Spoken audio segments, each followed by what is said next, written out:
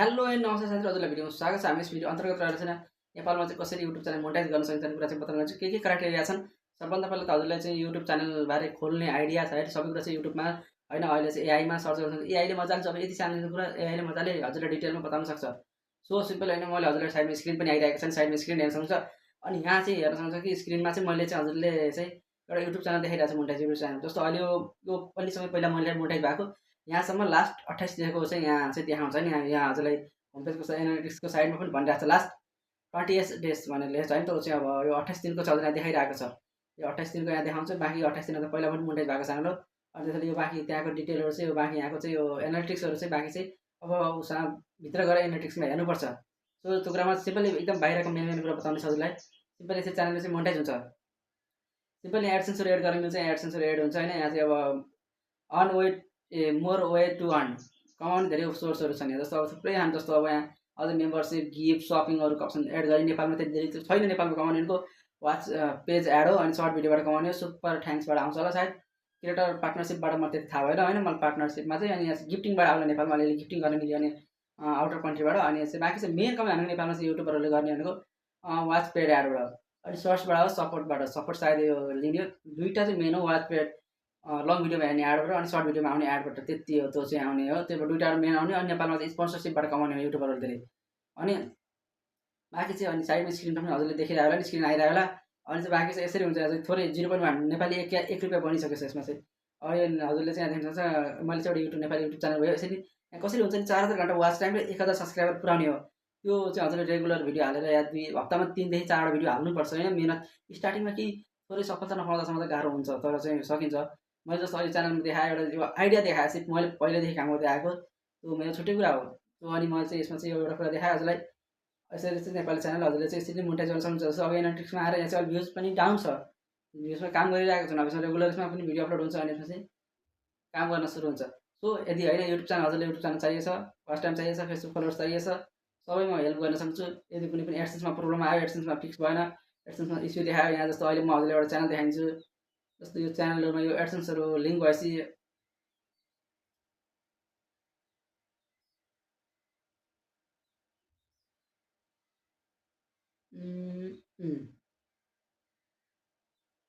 जस्तो अब यहाँ $29.56 यसमा अर्निङ भएको छ नि हो। अब यस्तै एडसेन्स यहाँ एड गर्ने हो मोर वे भनेर देखाउँछ। यहाँ चाहिँ हजुरले $100 पुऱ्याइसकेपछि मिनिमम यसको विड्रल हुन्छ। $29.56 यसमा पुगिसकेको छ। यसमा कन्टिन्युसली भिडियो हाल्नुपर्छ कि हामीले 200, 250, 350, 250 300 भिडियो नहालेसम्म हामीले हार मान्नु हुँदैन। किनभने त्यति भिडियो नहाल्सम्म त हुँदैन। फेरि भिडियो मात्रै होइन काम गर्ने, यसमा हल्का आइडिया आफ्नो किन भ्युज आइरहेको छैन, एनालिटिक्स कता छ, च्यानलले खोजेको के छ, भ्युवर्सले खोजेको के छ भन्ने कुरा चाहिँ त्यो हामीले ख्याल गर्नुपर्ने हुन्छ।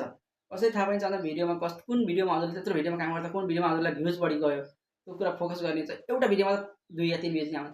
हजुरले नहेर्ने अन्त भिडियोमा चाहिँ हजुरको चाहिँ 2 देखि 3 भ्युज भन्दा धेरै आउँदैन। किन आउँदैन? स्टार्टिङमा आउँदैन भने कसैको तपाईँले रेगुलर 1 महिना काम गऱ्यो भने थोरै बुस्ट दिन्छ युट्युबले। त्यो युट्युबले हेर्छ नि त उसले पनि। उसले त नयाँ युट्युबरलाई यसरी सबैले भ्युज होइन च्यानललाई थोरै हेल्प गर्न थाल्यो, एउटा सिस्टमेटिक त रेकमेन्डेसनमा पठाउन थाल्यो भने त सबै युट्युबरले त अब मेहनत गर्नै छाड्छन् होइन। त्यसै सजिलो हुने त्यसलाई युट्युबमा अझ डिफिकल्ट हुँदै गयो। युट्युबमा क्रिएटर बढ्दै गर्छन्, सबैले आफ्नो हुन्छ नि ट्यालेन्ट लेखाउने, स्मार्ट वर्क गरिरहनु। अहिले त एआईलाई युज गरेर थम्बनेल बनाउने, आइडियाले स्क्रिप्ट लेखाउँछ, एआईलाई स्क्रिप्ट लेखाउने, भिडियो बनाउने, हाल्ने पुरै एआईको भरमा नभएको छ नि। तर स्क्रिप्ट लेखाउनु हुन्छ, थम्बनेल बनाउनु आइडिया लिन सकिन्छ, कन्टेन्टको आइडिया लिन सकिन्छ। एआईले त अन्त दुनियाँ खाएको छ मान्छेको होइन, सबै कुरा छ मान्छेको जागिर खाइदिइसक्यो। सो त्यो एआईको एकदम युज गर्न सकिन्छ आफूले। म यो च्यानलमा यति थोरै सब्सक्राइब मेरो च्यानल कसरी मोनेटाइज भयो भन्दै हुन्छ भने यो पहिला चाहिँ हामीले 1000 सब्सक्राइब प्लस र 4K वाच टाइम प्लस भएर मोनेटाइज भएर पछि चाहिँ आएर सब्सक्राइब ड्रप भएर होइन त्यो यसरी यो अहिले यहाँ सब्सक्राइब घटेको डिमोनेटाइजेसन हुँदैन। यदि हामीले रियुज कन्टेन्ट होइन अरू कपिराइट भिडियोहरू जस्तो अनि अरूको चाहिँ जुन यो युट्युबको नियमलाई तोडेर भाइलेसनहरू लडेको झगडा गरेको भिडियो हाल्ने भने यो च्यानल जान्छ। र कपिराइट पनि कहिले पनि भिडियो हाल्नु हुँदैन। कपिराइट भिडियो हाल्छ के हुन्छ त्यस्तो च्यानलको कुनै लङ यसको लङमा चाहिँ उसमा हुँदैन, आयु हुँदैन उसको च्यानलको। त्यो आयु एक न एक दिन त्यो फेल खान्छ, युट्युबले पक्रिन्छ। युट्युबको अहिले सिस्टम हेर्न सक्नुहुन्छ हजुरले मजाले। उनी युट्युब स्टाफहरू यति इन्टेलिजेन्ट छन् कि उनीहरूले पक्रिहालिदिन्छन् सबै कुरा होइन। त्यो चाहिँ अब आफूले बुझेर गर्ने, रेगुलर कन्टेन्ट हाल्ने हो होइन, ट्याग टाइटल डिस्क्रिप्सनमा फोकस गर्ने हो, एउटा रेन्जमा च्यानल एउटा सिमुलर वेमा लाने हो, रेगुलर कन्टेन्ट हाल्छ। अब आफू सक्सेस हुने चान्स दिन्छ। तर यसमै भर पर्नु हुँदैन। आफ्नो अर्निङ